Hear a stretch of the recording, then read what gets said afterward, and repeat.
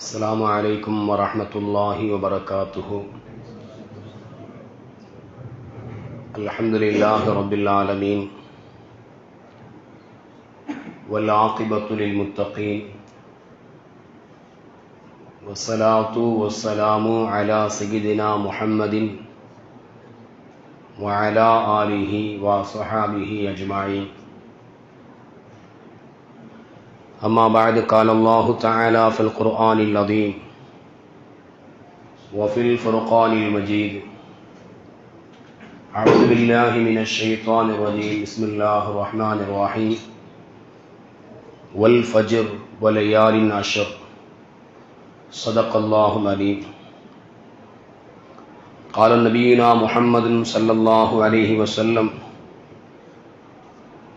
إذا رأيتم هلال ذي الحجة وأراد أحدكم أن يضحي فليمسك عن شعره وأظفاره. صدق صادق الأمين صلى الله عليه وسلم. அல்லாஹுவின் அன்பும் அருளும் அருமைநாயகம் ரசூலுல்லாஹி ஸல்லல்லாஹு அலைஹி வஸல்லம் அன்னவர்கள் மீதும்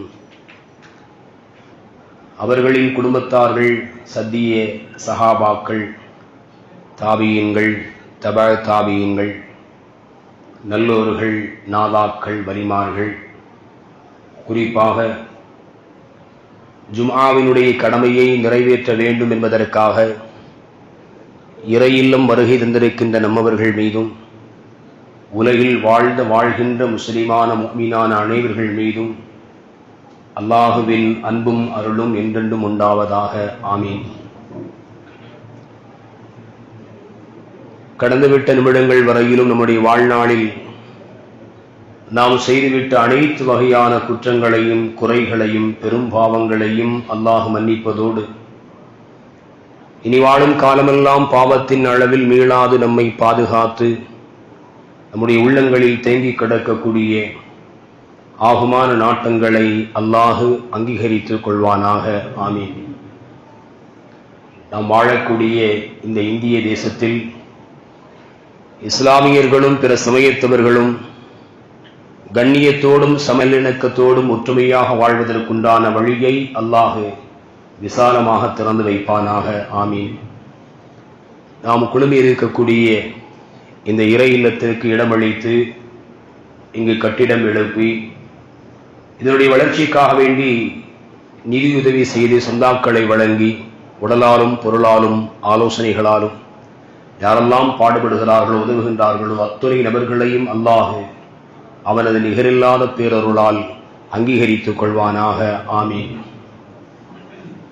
சங்கைக்குரிய அல்லாஹின் நல்லடியார்களே,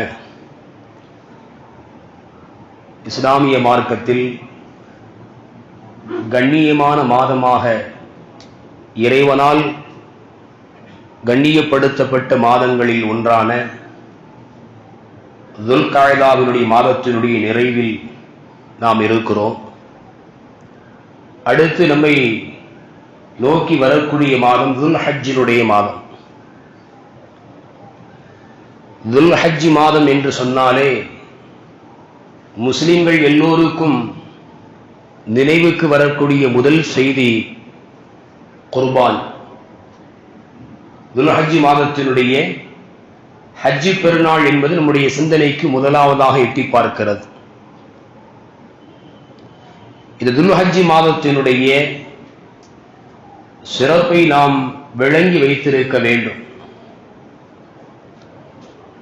அன்றைய காலச்சூழலில் மக்காவை நோக்கி ஹஜ்ஜிக்காக வேண்டி பயணப்படுவது என்பது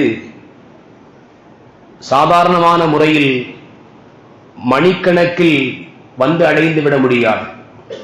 இன்றைக்கு நமது இந்தியாவினுடைய ஒரு பகுதியிலிருந்து விமானம் புறப்பட்டது என்று சொன்னால் ஜித்தாவினுடைய ஏர்போர்ட்டை ஏகதேசம் ஒரு 4 மணி நேரம் அல்லது 5 மணி நேரத்திற்குள்ளால் சென்று அடைந்துவிடும். ஜித்தாவிற்கு சென்று விடலாம். விமானத்தினுடைய வேகம், இன்றைக்குண்டான பயணத்தினுடைய எளிது இப்படி ஆகிவிட்டது. ஆனால் அன்றைய காலகட்டத்தில் பக்கத்து பகுதிகளில் இருந்து அயல் தூரத்திலிருந்து வரக்கூடியவர்கள் ஹஜ்ஜை நாடி துல்கஅதாவினுடைய மாதத்தினுடைய துவக்கத்தில் இருந்தே பயணப்பட ஆரம்பித்து விடுவார்கள். வந்து ஹஜ்ஜை முடித்துவிட்டு அங்கிருந்து மீண்டும் அவர்கள் பயணப்பட்டு ஊர்களுக்கு, சொந்த ஊர்களுக்கு பயணப்பட வேண்டும். நீண்ட நெடிய தூரம் அவர்கள் பயணிக்க வேண்டும். சிலர்களுக்கு அவர்களுடைய பயண தூரம் என்பது 10 நாட்கள், 20 நாட்கள், சிலர்களுக்கு 1 மாத காலம், இப்படியெல்லாம் இருக்கும். அதனால் தான் ஹஜ்ஜினுடைய மாதத்திற்கு முன்னுள்ள மாதம் பயணப்பட்டு ஹஜ்ஜிக்காக வேண்டி வரக்கூடியவர்களுக்கு பாதுகாப்பு அளிக்க வேண்டும் என்பதற்காக வேண்டியும், ஹஜ்ஜினுடைய காலத்திலும் எந்த வகையான இடையூறுகள், சண்டைகள், சச்சரவுகள் ஏற்படக்கூடாது, எல்லோரும் அதை கண்ணியமாக மாதமாக கருத வேண்டும் என்பதற்காக வேண்டியும், ஹஜ்ஜை முடித்த பின்னால் அடுத்து அவரவர்கள் தங்களுடைய ஊர்களுக்கு பயணப்படுகின்ற பொழுது அச்சமின்றி அவர்கள் யாருடைய தொந்தரவும் இடையூறுக்கும் ஆளாகாமல் அவர்கள் பயணிக்க வேண்டும் என்பதற்காக இப்படி அல்லாஹ் இந்த 3 மாதங்களை வைத்திருக்கிறான் என்பதாக மேன்மக்கள் சொல்வார்கள். அன்றைய காலத்தில் ஒரு வழமை இருந்தது.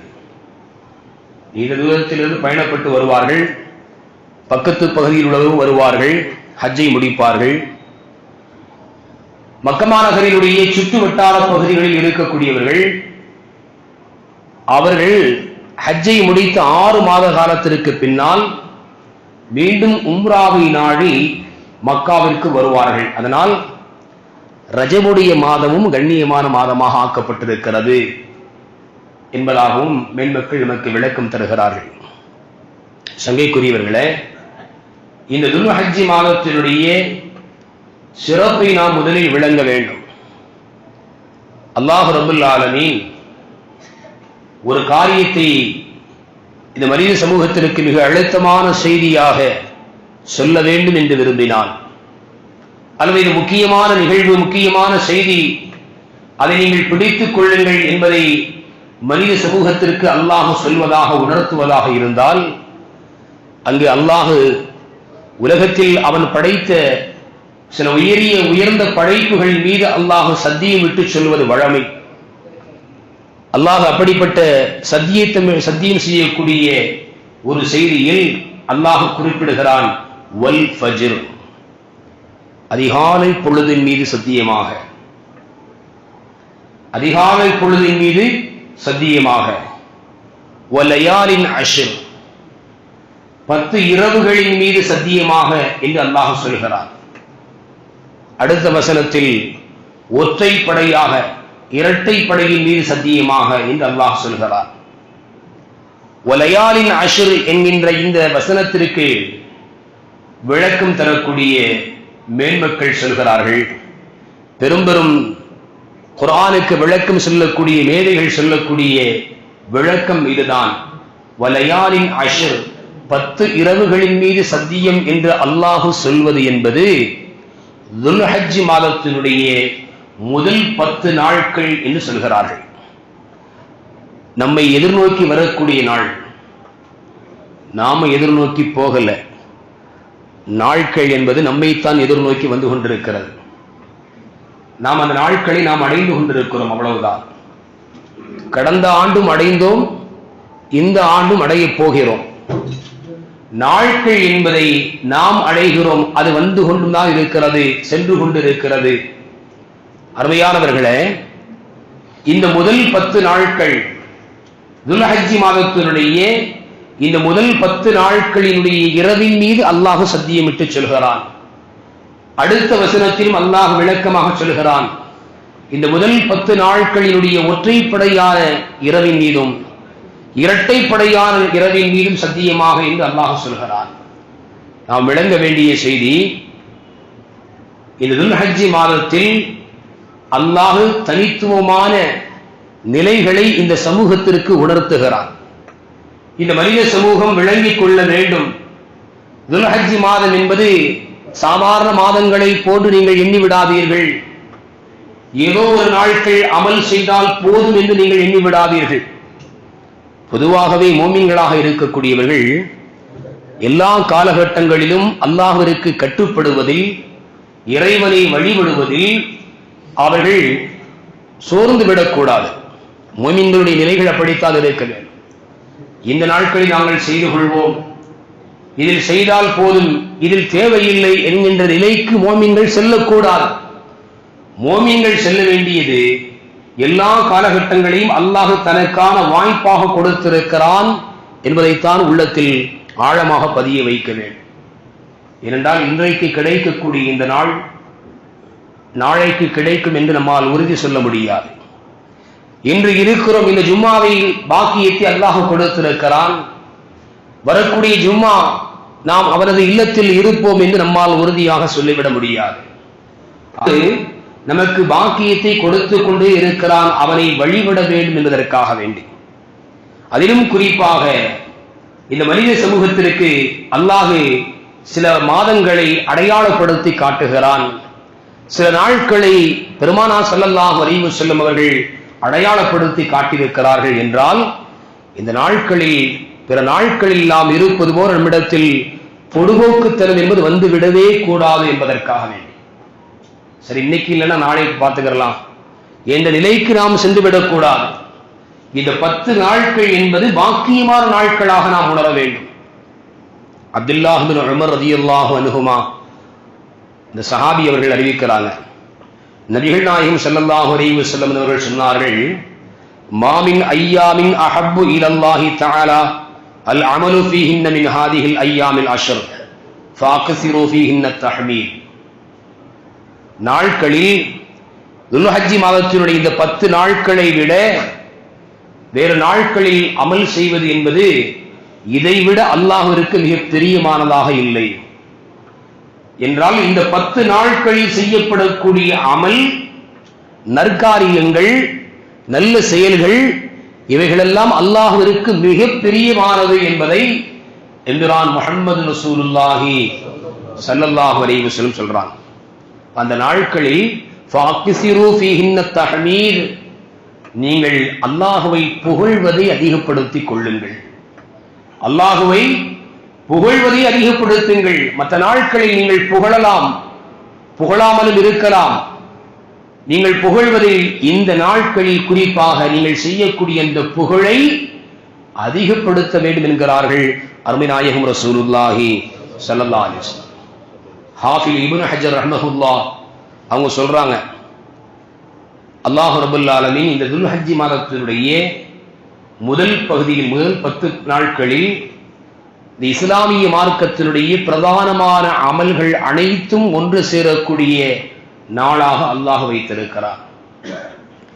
இந்த மாதத்தில் லிமகானி இஜ்திமா உம்மஹாத்தில் இபாதத்தி ஃபீஹி, இந்த முதல் 10 அனைத்து அமல்களும் ஒன்று கூடுகிறது. வஹிய ஸலாத்து வஸ்ஸியாமு வஸ்ஸதகத்து வல் ஹஜ்ஜு, தொழுகை இருக்கிறது, பிரதானமான கடமை. வஸ்ஸியாம், அரஃபாவுடைய நோன்பு என்பது இருக்கிறது. அரஃபாவுடைய நாட்களில் நோன்பு நோற்பது சுன்னத்து. ஹாஜிகளுக்கு நோன்பை விட வேண்டும், அவர்கள் நோன்பு நோக்க வேண்டிய அவசியம் இல்லை. ஹாஜிகள் அல்லாத மற்றவர்கள் இந்த நாளில் நோன்பு நோற்பது சுன்னத்து. நோன்பு என்பதும் இருக்கிறது, பிரதான கடமை. சதகா, தர்மங்கள் செய்வது, ஜகாத்தினுடைய நெருக்கத்திற்கு உண்டான ஒரு அமல் சதகா என்பது. இந்த சதகாக்களை செய்வது இதுவும் இந்த நாட்களில் இருக்கிறது. வல் ஹஜ், ஹஜ்ஜினுடைய கடமையை நிறைவேற்றுதல் என்பதும் இந்த நாட்களில் இருக்கிறது, இடம்பெறுகிறது. ஆக இஸ்லாத்தினுடைய பிரதான கடமைகள் இந்த துல் ஹஜ் மாதத்தினுடைய முதல் 10 நாட்களில் இடம்பெறுகிறது என்கிறார்கள் அல்லாமா இப்னு ஹஜர் ரஹ்மத்துல்லாஹி அலைஹி அவர்கள். இந்த மாதத்தினுடைய முதல் 10 நாட்களை நாம் பாக்கியமாக எடுத்துக்கொள்ள வேண்டும். இப்னு அப்பாஸ் ரலியல்லாஹு அன்ஹுமா அவங்க அறிவிக்கிறாங்க, நபிகள் நாயகம் ஸல்லல்லாஹு அலைஹி வஸல்லம் அவர்கள் சொன்னாங்க, துல் ஹஜ் மாதத்தினுடைய முதல் 10 நாட்கள், இந்த 10 நாட்களில் அல்லாஹ் நல்ல அமல்களை பிரியப்படுகிறான் அப்படின்னு ஸல்லல்லாஹு அலைஹி வஸல்லம் சொன்னாங்க. சொன்னதுமே சஹாபாக்கள் கேட்டாங்க, யா ரசூலல்லாஹ் வலல் ஜிஹாது ஃபீ ஸபீலில்லாஹ், அல்லாஹ்வுடைய பாதையில் யுத்தம் செய்வதை விடவுமா? கால வலல் ஜிஹாது ஃபீ ஸபீலில்லாஹ் இல்லா ரஜுலுன் خرج بنفسه وماله ثم لم يرجع من ذلك بشيء. ஸல்லல்லாஹு அலைஹி வஸல்லம் சொன்னாங்க, அதை விடவும், அல்லாஹ்வுடைய பாதையில் யுத்தம் செய்வதை விடவும் இந்த மாதத்தில் முதல் 10 நாட்களில் நல் அமல்கள் செய்வது, அல்லாஹ்விற்கு கட்டுப்பட்டு இருப்பது, அவன் நம் மீது கடமையாக்கி அந்த கடமைகளை சரியாக செய்வது. பிரத்தியோகமாக இந்த நாட்களில் நீங்கள் இந்த அமல்களை செய்யுங்கள் என்று மார்க்கம் நமக்கு அடையாளப்படுத்தவில்லை. அல்லாஹ்வை நினைவு கூறுங்கள் என்பதாக சொல்லப்பட்டிருக்கிறது. தக்பீரை சொல்லுங்கள், தஹ்மீரை சொல்லுங்கள், தஸ்பீஹை நீங்கள் முழங்குங்கள் என்பதாக ஹதீஸிலே சொல்லப்பட்டிருக்கிறது. அது அல்லாத பிரதானமான வேறு சில அமல்கள் இந்த மாதத்தில் நீங்கள் செய்ய வேண்டும், இந்த நாட்களில் செய்ய வேண்டும் என்று சொல்லப்படவில்லை. என்றாலும் கூட நீங்கள் செய்ய வேண்டிய கடமைகளை சரியாக செய்யுங்கள் என்பதாக சொல்கிறார்கள். உங்களுக்கான கடமை இருக்கிறது அல்லவா, அந்த கடமைகளை நீங்கள் சரியாக செய்யுங்கள். ஒருபோதும் எந்த காரணத்தை முன்னிறுத்தியும் நீங்கள் தவறவிட்டு விடாதீர்கள் என்கிறார்கள். ஸல்லல்லாஹு அலைஹி வஸல்லம் உங்கள்கிட்ட கேட்கிறாங்க சஹாபாக், யா ரசூலல்லாஹ், அல்லாஹ்விற்கு மிக பிரியமானது என்று சொல்கிறீர்களே நல்ல அமல்கள், யுத்தம் செய்வதை விடவுமா? ஸல்லல்லாஹு அலைஹி வஸல்லம் சொன்னாங்க, ஆம், யுத்தம் செய்வதை விடவும். ஒருவர் தன்னுடைய செல்வம் தன்னையும் அல்லாஹ்வுடைய யுத்தத்திற்காக வேண்டி வெளியாக்கினார், ஆனால் அவர் திரும்பவில்லை, வீடு திரும்பவில்லை என்றால் அந்த யுத்தத்தில் அவர் ஷஹீதாக்கப்பட்டார். இவரை தவிர என்றார்கள் நபிகள் நாயகம் ரசூலுல்லாஹி ஸல்லல்லாஹு அலைஹி வஸல்லம். ஒரு யுத்தம் நடைபெற்று அந்த யுத்தத்தில் ஷஹீதாக்கப்பட்டவர்கள் அவர்களுடைய அந்தஸ்து என்பது தனி, அது வேறு. இவர்களை தவிர மற்றவர்களுடைய நிலையை கவனித்தால் இந்த நாட்களில் அமல்கள் செய்வது என்பது மிக உயர்ந்ததாக இருக்கிறது, அல்லாஹ்விற்கு பிடித்தமாக இருக்கிறது என்பதை பெருமான் ரசூலுல்லாஹி ஸல்லல்லாஹு அலைஹி வஸல்லம் அவர்கள் சொல்றாங்க.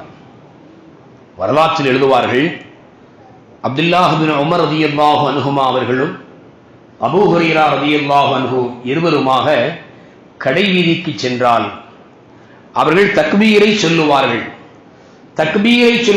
யஹ்ருஜானி இல ஸூகி ஃபி அய்யாமில் உஷ்ரி யக்புரானி வ யக்புருன் நாஸு பி தக்பீரிஹா. அந்த இருவர்களும் கடைவீதியின் பக்கம் வெளியேறினார்கள் என்று சொன்னால் இந்த துல்ஹஜ் மாதத்தினுடைய முதல் 10 நாட்களில் இருவருமாக சேர்ந்து தக்பீரை சத்தமிட்டு சொல்வார்கள். தக்பீரை சத்தமிட்டு இவர்கள் சொல்வதை பார்த்து மக்கள் எல்லாம் சேர்ந்து சொல்வார்கள். இவர்கள் சொல்வது போல தக்பீரை மக்களும் சேர்ந்து சொல்வார்கள் என்று ஹதீஸில் நம்மால் பார்க்க முடிகிறது. அப்ப இந்த நாட்களில் நாம் என்ன செய்ய வேண்டும், ஏன் இந்த தக்பீரை சொல்ல வேண்டும், முழங்க வேண்டும்? அல்லாஹ் குர்ஆனில் சொல்கிறான், வயதுக்குரு ஸ்மல்லாஹி ஃபி அய்யாமின் மஅலூமாத். அறியப்பட்ட நாட்களில் அவர்கள் அல்லாஹ்வை நினைவு கூறுவார்கள்.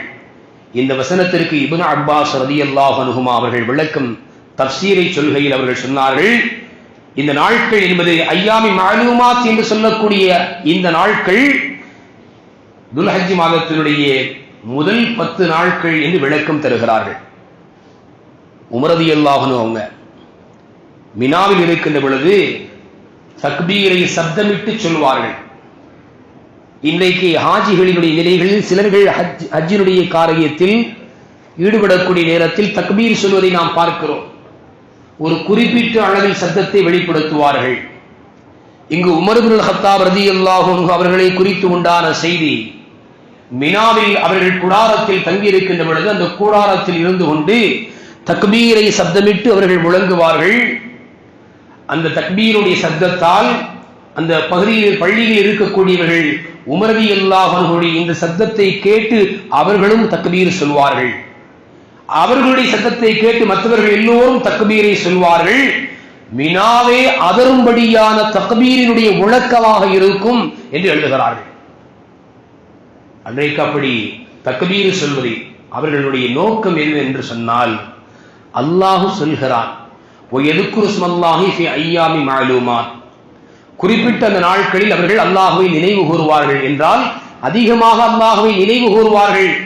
அந்த பட்டியலில் தான் இடம்பெற வேண்டும் என்பதற்காக வேண்டி, அல்லாஹ் சொல்லிவிட்டான் அதை நிலைநாட்ட வேண்டும், செயல்படுத்த வேண்டும் என்பதற்காக வேண்டி உமர் இப்னுல் கத்தாப் ரலியல்லாஹு அன்ஹு அவர்கள் தன்னுடைய கூடாரத்தில் இருக்கக்கூடிய மினாவில் கூடாரத்தில் இருக்கக்கூடிய அந்த நேரத்திலும் தக்பீரை அவர்கள் சப்தமிட்டு சொல்வார்கள். இவர்களுடைய சப்தத்தினுடைய வெளிப்பாடு மற்றவர்களும் அந்த தக்பீரை சொல்வார்கள் என்பதை வரலாற்றில் நம்மால் பார்க்க முடிகிறது. அருமையானவர்களே, இந்த நாளில் அரஃபாவுடைய நாள், நபிகள் நாயகம் ஸல்லல்லாஹு அலைஹி வஸல்லம் அவர்கள் அரஃபாவுடைய நாளை குறித்து சொல்கின்ற பொழுது, சியாமு யோமி அரஃபத அஹ்தஸிபு அலல்லாஹி யுகஃபிர ஸனா அல்லதி கப்லஹு வ ஸனதி அல்லதி பஅதா. அரஃபாவுடைய நாளில் ஒரு நாள் நோன்பு நோற்பது, இந்த நாளில் நோன்பு நோற்பதை ஒரு ஆண்டு அவரை விட்டு முந்திய ஆண்டிற்கும் அவரை அடுத்து வரக்கூடிய ஆண்டிற்கும் அல்லாஹ்விடத்தில் பாவம் பிழை பொறுப்பதற்கு அது போதுமானதாக இருக்கும் என்று நான் கருதுகிறேன் என்கிறார்கள் முஹம்மது ரசூலுல்லாஹி ஸல்லல்லாஹு அலைஹி வஸல்லம். ஒரு நாளுடைய நோன்பு நாம் அமல் செய்வதை சாதாரணமாக எண்ணிவிடக்கூடாது. என்றைக்குமே நாம் நம்முடைய உள்ளத்தில் இது ஒரு சிறிய அமல்தானே, இதை செய்ய வேண்டுமா என்று நாம் ஒதுக்கிவிடக்கூடாது. ஒரு சிறிய அமல் என்பதுதான் நம்முடைய வாழ்க்கையில் அல்லாஹ்வுடைய பொருத்தத்தையே பெற்றுத் தருவதற்கான காரணமாக அமைந்துவிடும் என்பதை நாம் மறந்துவிடக்கூடாது. சிறிய பாவம் தானே அப்படின்னு பாவத்தின் பக்கமும் போயிடக்கூடாது. செஞ்சா என்ன ஆயிர போகுது அப்படின்னு பாவத்தை நாம் என்ன செய்யக்கூடாது. சிறிய பாவம் தானே செய்யலாமே என்கின்ற எண்ணத்தில் செய்வதற்கு நாம் நெருங்கக்கூடாது. சிறிய நன்மை தானே இதை விட்டால் என்ன என்ற நிலையில் எண்ணத்தில் சிறிய நல் அமல்களை நாம் விட்டுவிடக்கூடாது. இன்றைக்குமே நம்முடைய உள்மனதில் ஆழமாக பதிய வைக்க வேண்டிய செய்தி இது. சிறிய பாவம் என்று செய்துவிடவும் கூடாது, சிறிய நன்மைதானே என்று நாம் ஒதுக்கிவிடவும் கூடாது, செய்யாமல் விட்டுவிடவும் கூடாது. நபிகள் நாயகம் ஸல்லல்லாஹு அலைஹி வஸல்லம் அவர்கள் சொல்கிறார்கள், அரஃபாவுடைய நாளில் ஒரு நாளில் முந்திய ஆண்டு பிந்திய ஆண்டு 2 ஆண்டுகளுடைய சிறிய பாவங்களுக்கு அது பரிகாரமாக அமையும் என்பதாக நான் எண்ணுகிறேன் என்கிறார்கள் முஹம்மது ஸல்லல்லாஹு அலைஹி வஸல்லம். ரசூலுல்லாஹ்வுடைய இன்னொரு ஹதீஸை அன்னை ஆயிஷா ரலியல்லாஹு அன்ஹா அவங்க அறிவிக்கிறாங்க. நபிகள் நாயகம் ஸல்லல்லாஹு அலைஹி வஸல்லம் அவர்கள் சொன்னார்கள், அல்லாஹ் ரப்பல் ஆலமீன் இந்த அரஃபாவுடைய நாளில் நரகத்திலிருந்து அதிகமான அடியார்களை அல்லாஹ் விடுதலையாக்குகிறான். அல்லாஹ் நரகிலிருந்து விடுதலை பெற்ற நல்லோர்களாக நம் அனைவர்களையும் ஆக்குவானாக. அரஃபாவுடைய நாள், அந்த நாளை குறிப்பிட்டு சொன்னார்களாம், இந்த நாளில் அல்லாஹ் இது போன்று வேறு நாட்களில் அல்லாஹ் அடியார்களை நரகத்திலிருந்து விடுதலை ஆக்குவதில்லை என்றால் அதிகமான நபர்களை அல்லாஹ் நரகிலிருந்து விடுதலை ஆக்குகிறான். அல்லாஹ் அந்த நாளில் இறங்கி வந்து கேட்கிறான், மலக்குமார்களிடத்தில் பெருமையோடு பேசுகிறான், என் அடியார்களுக்கு என்ன வேண்டும், என் அடியார்களுக்கு என்ன வேண்டும் என்று அல்லாஹ் பெருமையோடு பேசுகிறான். அருமையானவர்களே, ஏனென்றால் மலக்குமார்களிடத்தில் அல்லாஹ் பேசுகிறான், என் அடியார்கள் இதோ பாருங்கள், எனக்காக வேண்டி செல்வங்கள், நல்ல தரமான ஆடைகள், தங்குவதற்கான சுகமான இடங்கள், வாழ்வாதாரங்கள் எல்லாம் இருந்தும் கூட என்னுடைய கட்டளையை நிறைவேற்ற வேண்டும் என்பதற்காக வேண்டி இதோ இந்த பகுதியில், இந்த பள்ளத்தாக்கில், நான் குறிப்பிட்ட இந்த இடத்தில் நான் எதை ஆடையாக உடுத்த வேண்டும் என்று சொன்னேனோ அதை உடுத்தி கொண்டு தலைவிரி கோலமாக நின்று கொண்டு என்னிடத்திலே அழுது மன்றாடக்கூடிய என்னுடைய அடியார்களை நீங்கள் பாருங்கள், இவர்களுக்கு என்ன வேண்டும் என்று அல்லாஹ் பெருமையோடு கேட்கிறான். அருமையானவர்களே, அரஃபாவுடைய நாள் ஆக உயர்ந்த ஒரு நாள். அது அரஃபாவுடைய அந்த நாளை நம்முடைய கண்களால் பார்ப்பதற்கு ஒரு பாக்கியத்தை அல்லாஹ் நசீவாக்குவானாக. ஹாஜிகள் ஆங்காங்கே கூட்டம் கூட்டமாக அல்லது தனித்தனியாக நின்று கொண்டு தொழுது கொண்டு அதிகமாக துஆவிற்காக வேண்டி கையேந்திய நிலையில் கண்ணீர் சிந்தக்கூடிய காட்சிகளைத்தான் நாம் அங்கு அதிகமாக பார்க்க முடியும்.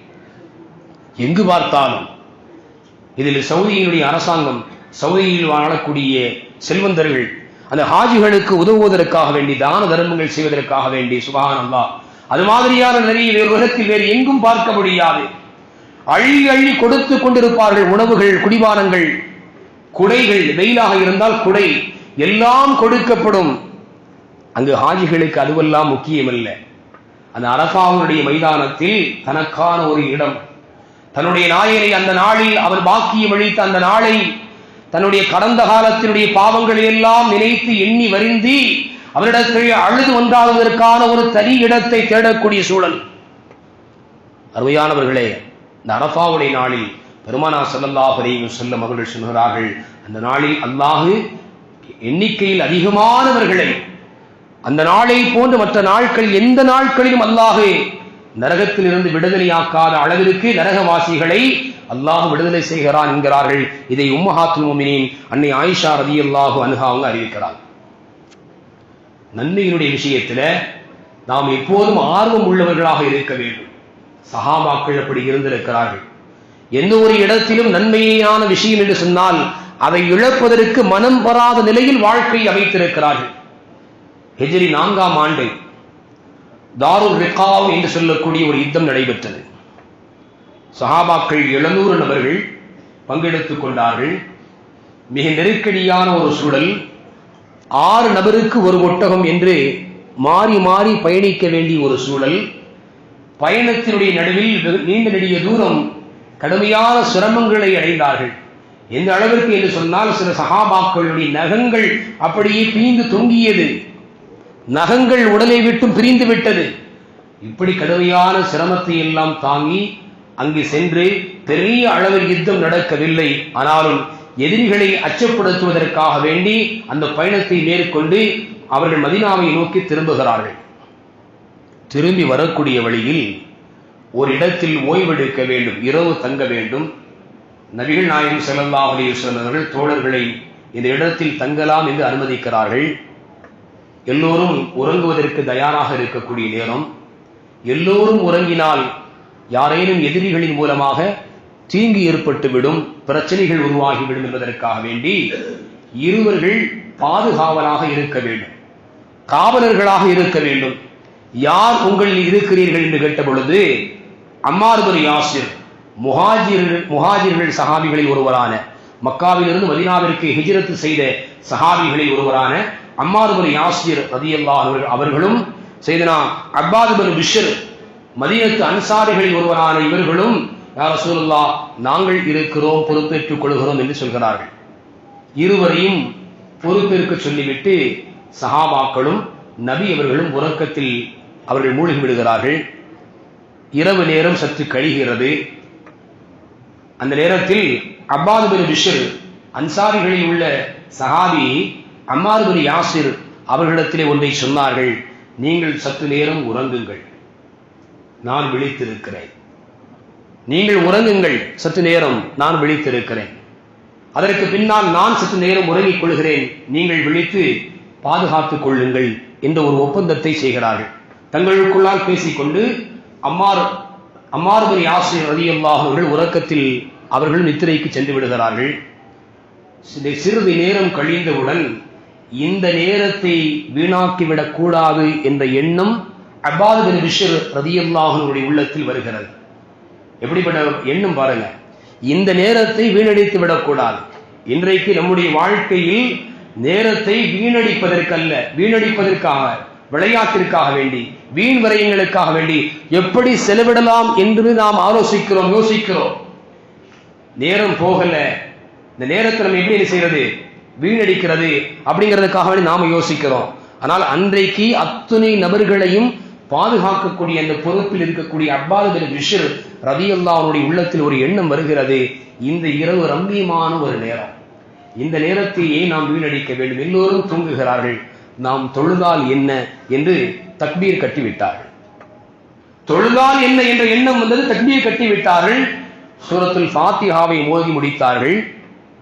அடுத்து சூரத்துல் கஹஃபை ஓத ஆரம்பித்து விட்டார்கள். சூரத்துல் கஹஃபை ஓத ஆரம்பித்து விட்டார்கள். எதிரிகளில் ஒருவர் உளவு வாக்க வந்தவர் அப்பாத் பின் பிஷ்ர் ரலியல்லாஹு அன்ஹு தொழுவதை பார்த்து அவர்களின் பக்கமாக அம்பை எய்கிறார்.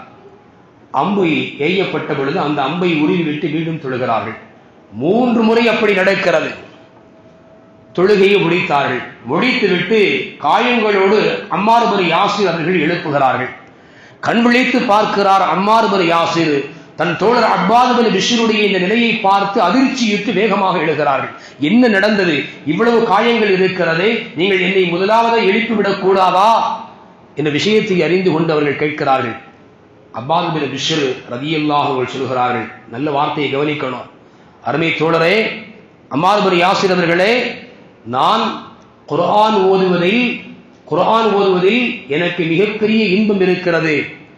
இந்த தொழுகையில் இருந்து கொண்ட நிலையில் இடையூறுகள் ஏற்பட்டாலும் மரணத்தை விட இந்த வணக்கத்தில் ஈடுபடுவதை நான் விரும்புகிறேன். சுப்ஹானல்லாஹ்.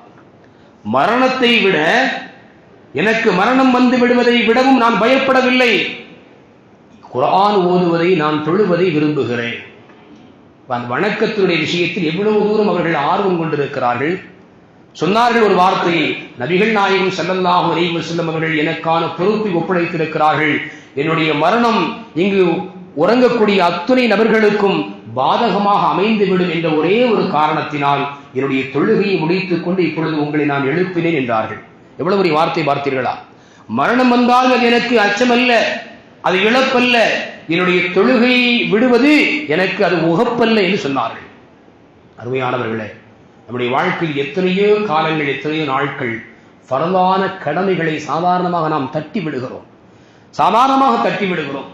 தூக்கம் சற்று மிகைக்கிறது, சரி நாளைக்கு தொழுது கொள்ளலாம் என்று நாம் புரண்டு படுத்து விடுகிறோம். அருமையானவர்களே, அந்த இரவு நேரத்திலும் எதிரியினுடைய அன்பு உடலில் பாய்ச்சப்பட்ட பொழுதும் கூட தொழுகையை விடுவதற்கு எனக்கு பிரியமில்லை என்று சஹாபாக்கள் சொன்னார்கள் என்று சொன்னால், அவருடைய வாழ்க்கையை நல் அமல்கள் செய்வதற்கு எப்படி அவர்கள் ஆர்வம் கொண்டிருக்கிறார்கள் என்பதை நாம் விளங்கிக் கொள்ள வேண்டும். அருமையானவர்களே, நாம் இந்த துல்ஹஜ் மாதத்தினுடைய முதல் 10 நாட்களில் நல் அமல்களை நிறைவாக செய்ய வேண்டும்.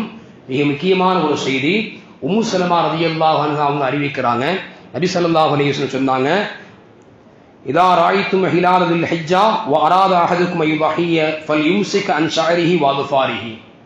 துல்ஹஜ் மாதத்தினுடைய முதல் பிறையை நீங்கள் கண்டுவிட்டால், உங்களில் யாரேனும் குர்பானி கொடுக்க நாடினால் அவர்கள் முடி நகங்கள் வெட்டுவதை விட்டும் தவிர்த்து கொள்ளட்டும் என்று நபிகள் நாயகம் ஸல்லல்லாஹு அலைஹி வஸல்லம் சொன்னாங்க. அப்படிங்கிற ஹதீஸை உம்மு சலமா ரலியல்லாஹு அன்ஹா அவங்க அறிவிக்கிறாங்க. இப்போ இன்று இரவிலிருந்து கூட பிறை என்ன செய்யலாம், தென்படலாம். அதனால குர்பானி கொடுக்கக்கூடியவர்கள் தன்னுடைய முடி நகங்களை இந்த பிறை தென்பட்டு விட்டால் அதற்கு பின்னால் நாம் வெட்டுவதை தவிர்த்துக் கொள்ள வேண்டும். அதனால் முன்னதாகவே என்ன செய்யணும், அந்த காரியங்களை தாடி ஒதுக்கிறதாக இருந்தால் தாடி ஒதுக்கிக்கிறோம், நகங்களை வெட்டுவதாக இருந்தால் நாம் வெட்டிக் கொள்ள வேண்டும். இந்த காரியங்களை நாம் சரியாக செய்து கொள்ள வேண்டும். அல்லாஹ் ரப்புல் ஆலமீன் அவன் கண்ணியமாக்கிய இந்த துல்ஹஜ் மாதத்தினுடைய நாட்களில் கண்ணியமான நல் அமல்கள் செய்து அவனுடைய திருப்பொருத்தத்தை முழுவதுமாக பெறக்கூடிய நற்பாக்கியத்தை வல்ல ரஹ்மான் உங்களுக்கும் எனக்கும் நம்முடைய சந்ததிகளுக்கும் வழங்குவானாக. வாஹிரு தஅவானா அல்ஹம்துலில்லாஹி ரப்பில் ஆலமீன். அஸ்ஸலாமு அலைக்கும் வரஹ்மத்துல்லாஹி வபரகாத்துஹு.